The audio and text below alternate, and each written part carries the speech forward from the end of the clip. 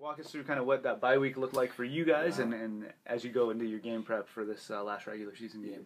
Yeah, the most important thing about a bye week is getting rest. So you have we've been pretty banged up this year. Where the injuries have been quite more than we've had in the past, but that's football. You can never really have complete control of it. Some of these injuries come from just freak things that happen. Other times, so you look at what you can control and don't control. But one of the things in the bye week, you want to get rested up. Want to make sure our guys are renewed and got a chance, especially the midterm of the semester where we're at, get a chance to catch up with academics. So we took abbreviated schedules last week. I think our guys are in a great place. Had an early morning practice on Friday, and now we're going to come back and get after it. So we're excited to get moving again this week.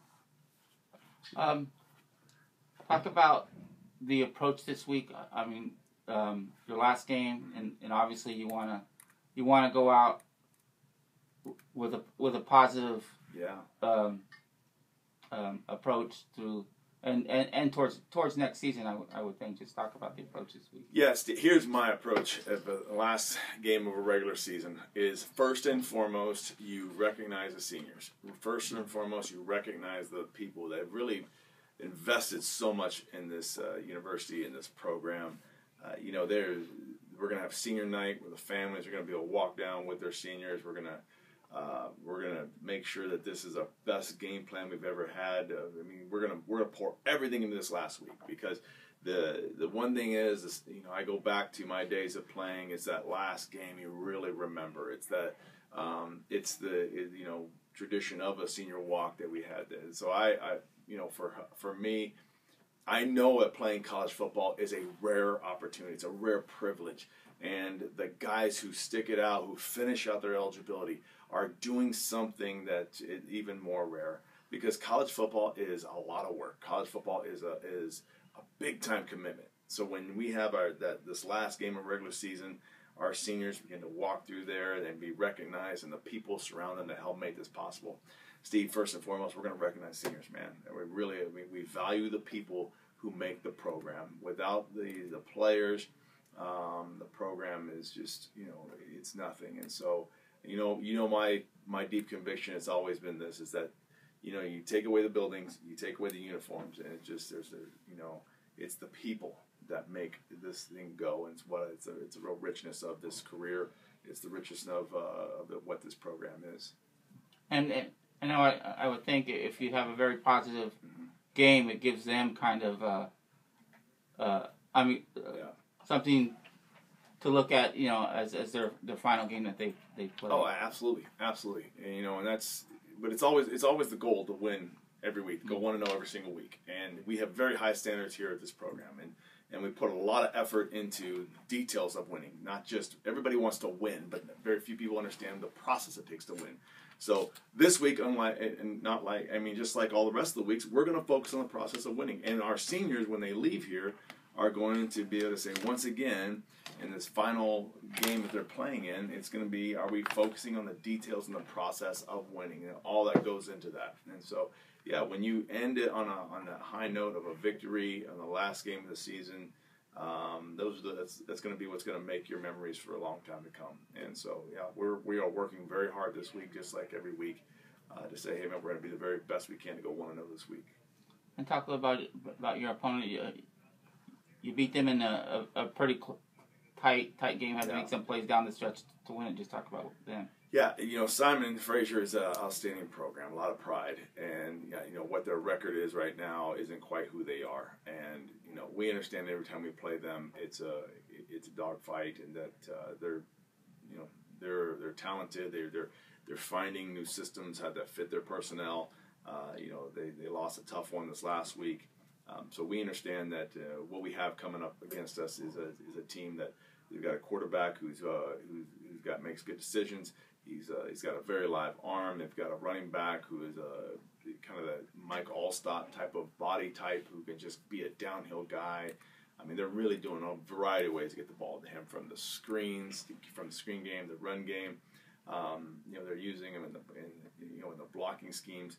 So their O-line is I think becoming more consistent in how they're playing and how they're moving faster. And defensively, one of the things, they got one of the best linebacker tandems in our league. And so they're a very good football team. But that's what we like about the game. We always, man, I would like about our league is that, man, there's good competition.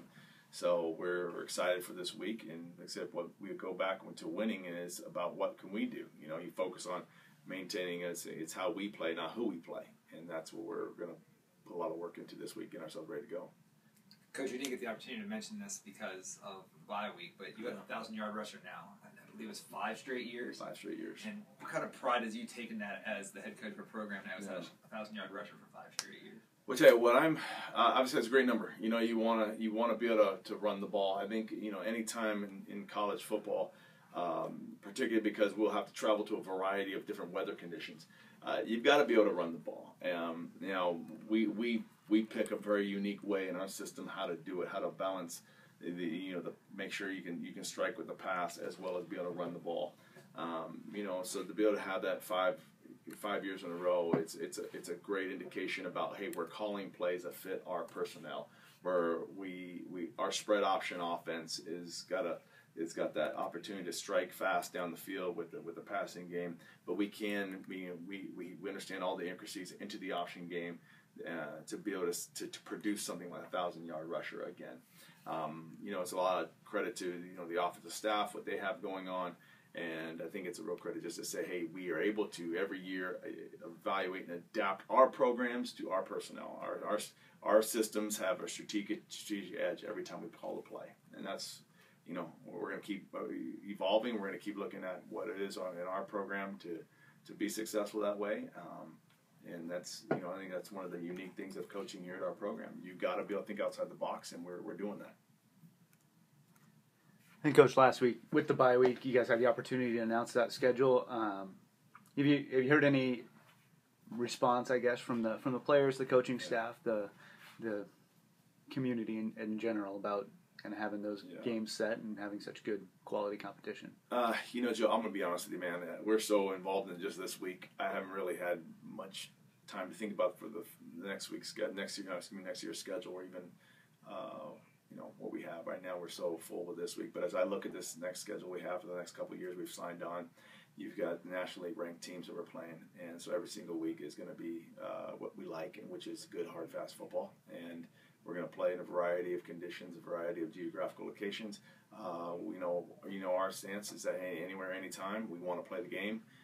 We understand that to be the best in the country, you got to take the opportunities wherever you can. So, give us a plane ticket, a bus ticket, train ticket, whatever it is. Let's play the game. Let's give us our chance to take the field, and we're excited for that.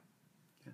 And the last thing I've got, just what are you looking for offensively, defensively? What are you looking to see out of your team this week? I'm looking for us to be able to start fast and finish fast. I'm looking for our team to play the best football they've had. The standard and the goal for this week is, guys, our capstone, our final project of this whole year is coming down to this game. There isn't a tomorrow. You know, to really steal a line from Rocky, I'm a big Rocky fan, there is no tomorrow. There is no other game after this we know about. So as we go into it, every single thing we're doing all week long is to be the absolute best. This 2015 team is going to mark itself by how do we finish, and we want to finish fast. We talked about all last week as we practiced to say running through the tape.